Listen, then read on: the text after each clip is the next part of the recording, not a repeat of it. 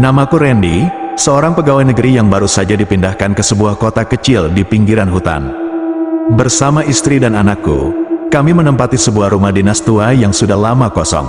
Rumah itu memiliki halaman luas yang ditumbuhi rumput liar.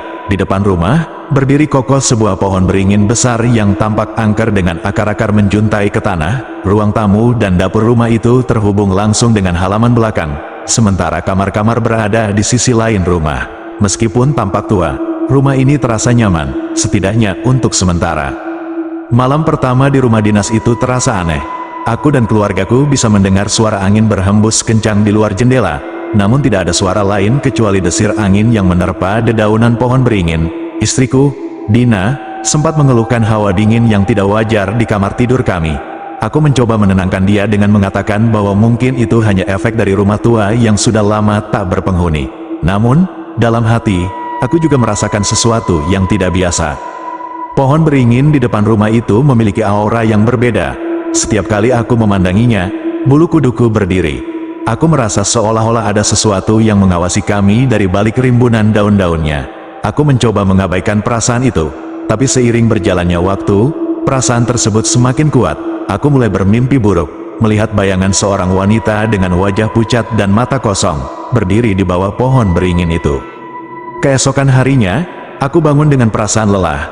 Dina terlihat pucat dan matanya sembab, tampak kurang tidur. Dia menceritakan mimpinya semalam, yang ternyata sama persis dengan mimpiku. Dia melihat seorang wanita yang berdiri di bawah pohon beringin, menatap ke arah jendela kamar tidur kami. Aku mencoba menghiburnya dengan berkata bahwa itu hanya kebetulan. Tapi dalam hatiku aku tahu ada sesuatu yang tidak beres. Malam berikutnya, situasi semakin memburuk. Saat kami sedang makan malam, tiba-tiba listrik padam. Rumah menjadi gelap gulita, dan hanya terdengar suara desir angin yang berhembus dari luar. Kami duduk diam di meja makan, mencoba menyesuaikan mata kami dengan kegelapan. Tiba-tiba, suara langkah kaki terdengar dari arah pintu depan. Langkah kaki itu terdengar pelan namun pasti, seolah-olah ada seseorang yang berjalan di luar rumah, tepat di bawah pohon beringin. Aku berdiri dan berjalan menuju jendela ruang tamu, mencoba melihat siapa yang berada di luar. Saat mataku menyesuaikan diri dengan kegelapan, aku melihatnya. Sosok wanita itu berdiri di bawah pohon beringin, rambutnya terurai menutupi wajahnya, dan pakaiannya tampak compang camping. Aku tercekat, merasa tidak mampu bergerak. Sosok itu hanya berdiri diam, tidak melakukan apapun, tapi kehadirannya cukup untuk membuat jantungku berdegup kencang. Dina memanggilku dengan suara bergetar dari ruang makan, membuatku tersadar dari ketakutanku. Aku segera menutup gorden dan kembali ke ruang makan. Kami mencoba melanjutkan makan dalam diam, namun suasana sudah berubah. Setiap detik terasa menegangkan, dan kami semua menyadari bahwa ada sesuatu yang sangat salah di tempat ini. Setelah makan, kami segera masuk ke kamar masing-masing dan mencoba tidur. Tapi suara-suara aneh terus terdengar sepanjang malam. Pagi harinya, kami menemukan sesuatu yang mengejutkan di halaman depan rumah. Di bawah pohon beringin, ada jejak kaki yang mengarah ke pintu depan. Jejak itu tampak seperti jejak kaki seorang wanita, kecil dan rapat, seolah-olah dia berjalan tanpa alas kaki. Aku mencoba meyakinkan diri bahwa itu hanya imajinasi kami. Tapi Dina semakin ketakutan. Dia meminta agar kami segera pindah dari rumah itu. Tapi aku merasa tidak punya pilihan lain kecuali tinggal. Seminggu berlalu, dan gangguan-gangguan semakin sering terjadi. Kami sering mendengar suara tangisan di malam hari, suara langkah kaki di lorong, dan bayangan yang melintas di ujung mataku. Suatu malam, anakku, Rini, berteriak histeris dari kamarnya. Aku dan Dina segera berlari ke kamarnya dan menemukannya berdiri di sudut ruangan, gemetar ketakutan. Dia mengatakan bahwa ada seorang wanita yang duduk di ujung tempat tidurnya, menatapnya dengan mata kosong. Aku memutuskan untuk memasang lebih banyak penerangan di sekitar rumah, terutama di dekat pohon beringin. Namun, setiap kali malam tiba, lampu-lampu itu padam tanpa alasan yang jelas. Aku mulai merasa terjebak di rumah ini, tidak bisa pergi dan tidak bisa bertahan. Dina semakin tidak nyaman, dan aku sendiri mulai merasa ketakutan setiap kali malam tiba.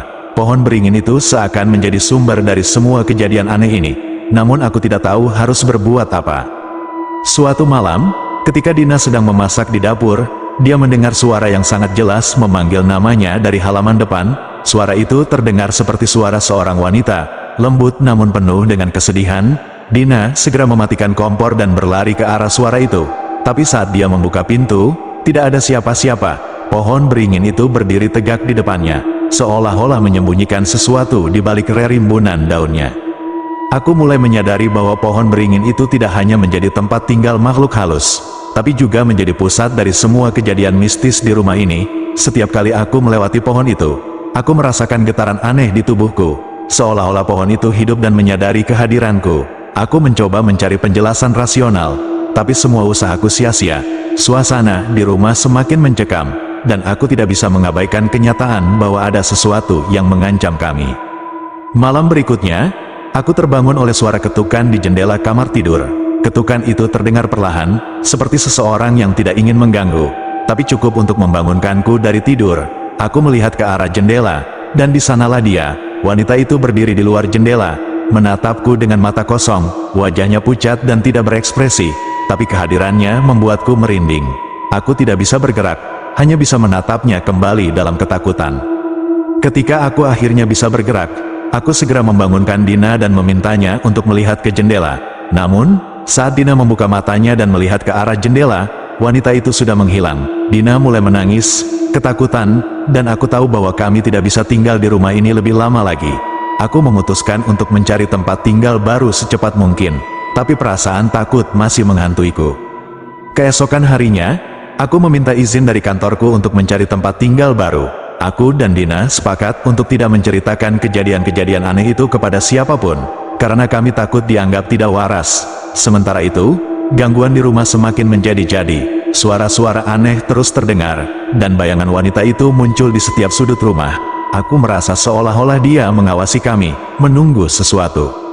Satu malam, saat aku sedang duduk di ruang tamu, aku mendengar suara tawa wanita dari arah pohon beringin. Suara itu lembut namun menyeramkan, membuat bulu kuduku berdiri. Aku memberanikan diri untuk mendekati jendela dan melihat ke arah pohon itu. Aku melihat sosok wanita itu lagi.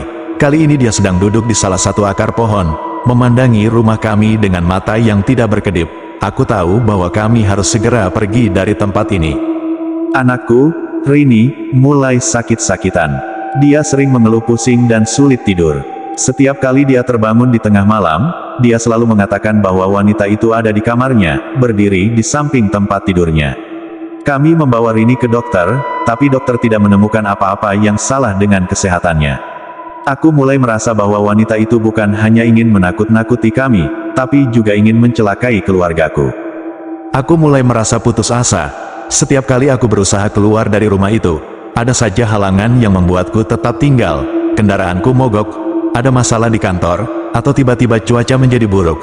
Seolah-olah wanita itu tidak ingin kami pergi. Dina semakin ketakutan, dan aku merasa bersalah karena telah membawa keluargaku ke tempat ini. Aku tahu bahwa kami harus pergi, tapi setiap kali kami mencoba, sesuatu selalu menghalangi. Malam itu, gangguan mencapai puncaknya. Saat kami sedang tidur, terdengar suara pintu yang terbanting dengan keras. Aku terbangun dan melihat sekeliling, tapi tidak menemukan apa-apa yang aneh. Namun, ketika aku kembali ke tempat tidur, aku merasakan sesuatu yang dingin dan lembut menyentuh kakiku. Aku menjerit dan melompat dari tempat tidur, hanya untuk melihat wanita itu berdiri di ujung kamar, menatapku dengan tatapan tajam. Aku segera menarik Dina dan Rini keluar dari kamar dan kami berlari menuju pintu depan. Namun, ketika kami membuka pintu, angin kencang menerpa wajah kami, seolah-olah memaksa kami untuk kembali masuk. Di luar, di bawah pohon beringin, wanita itu berdiri, memandangi kami dengan senyum mengerikan di wajahnya. Aku tahu bahwa dia tidak akan membiarkan kami pergi dengan mudah. Aku merasa seolah-olah kami sudah terperangkap di dalam rumah itu. Dina menangis histeris, memohon agar kami segera pergi dari tempat itu. Aku mencoba menenangkannya, tapi dalam hati aku juga merasa ketakutan. Kami menutup pintu dan bersembunyi di kamar, berharap malam segera berakhir. Namun, suara-suara aneh terus terdengar sepanjang malam. Suara langkah kaki, suara tawa yang pelan, dan suara napas yang berat. Aku merasa seolah-olah wanita itu ada di dalam rumah bersama kami, mengawasi setiap gerakan kami. Malam semakin larut, dan kami masih terjaga di dalam kamar. Aku merasa kehadiran wanita itu semakin dekat, seolah-olah dia sedang berjalan di luar pintu kamar kami. Tiba-tiba, pintu kamar terbuka dengan sendirinya, dan di sanalah dia. Wanita itu berdiri di ambang pintu, menatap kami dengan mata yang tidak berkedip. Dina menjerit dan memeluk Rini dengan erat, sementara aku berdiri terpaku, tidak tahu apa yang harus dilakukan. Wanita itu mulai berjalan mendekati kami. Langkahnya lambat namun pasti. Aku mencoba menggerakkan tubuhku, tapi seolah-olah ada sesuatu yang menahanku. Wanita itu mendekat hingga hanya beberapa meter dariku, dan aku bisa merasakan hawa dingin yang berasal darinya. Wajahnya yang pucat tampak semakin jelas di depanku, dan aku bisa melihat bahwa matanya tidak memiliki bola mata, hanya lubang hitam yang dalam. Ketika wanita itu sudah sangat dekat, tiba-tiba aku merasa ada sesuatu yang menekan dadaku. Aku tidak bisa bernapas, seolah-olah ada tangan tak terlihat yang mencengkeram leherku. Dina terus menangis, memohon agar wanita itu pergi, tapi wanita itu hanya tersenyum tipis, seolah-olah menikmati penderitaan kami. Aku merasa hidupku mulai meninggalkanku, dan pandanganku mulai mengabur. Di saat-saat terakhir, sebelum kesadaranku hilang, aku mendengar suara Rini berbisik pelan, "Mama, Ayah, ayo pergi dari sini." Suara itu membangunkanku dari keterpurukan, dan dengan sisa-sisa kekuatan yang ada, aku meraih tangan Dina dan menariknya keluar dari kamar. Kami berlari menuruni tangga, menuju pintu depan. Wanita itu mengejar kami, tapi kami tidak menoleh ke belakang. Kami hanya fokus untuk keluar dari rumah itu. Saat kami mencapai pintu depan, aku membuka pintu dengan cepat dan melompat keluar. Begitu kami berada di luar rumah, angin kencang tiba-tiba berhenti. Suasana menjadi hening, dan wanita itu tidak terlihat lagi. Pohon beringin berdiri diam di depan kami, namun aura menyeramkannya masih terasa kuat. Aku menoleh ke belakang untuk melihat rumah dinas itu, dan aku merasa seolah-olah rumah itu sedang memandang balik ke arahku dengan tatapan mengancam. Tanpa berpikir panjang, kami berlari menuju mobil dan segera meninggalkan tempat itu. Aku tidak peduli kemana kami pergi, yang penting kami harus menjauh sejauh mungkin dari rumah dinas itu dan pohon beringin terkutuk di depannya.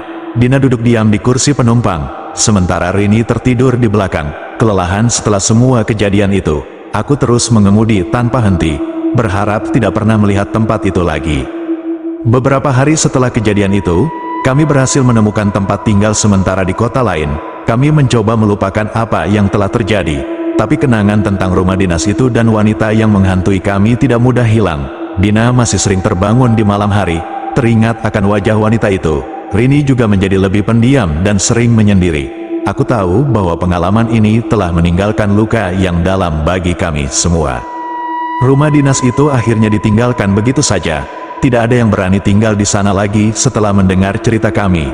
Pohon beringin di depannya tetap berdiri tegak, seolah-olah menjadi saksi bisu dari semua kejadian yang mengerikan. Aku merasa lega karena kami berhasil keluar dari tempat itu. Tapi dalam hati aku tahu bahwa wanita itu masih ada di sana, menunggu korban berikutnya yang berani mendekati pohon beringin tersebut. Hidup kami perlahan kembali normal, tapi bayangan wanita itu masih menghantui pikiran kami. Setiap kali aku melihat pohon beringin dimanapun, aku selalu teringat akan kejadian di rumah dinas itu. Aku tahu bahwa kami tidak akan pernah benar-benar bebas dari teror yang kami alami. Namun, yang terpenting adalah kami masih bersama, dan kami berhasil keluar dari tempat terkutuk itu. Kami belajar untuk tidak pernah meremehkan hal-hal yang tidak terlihat, dan menghormati apa yang tidak kita pahami.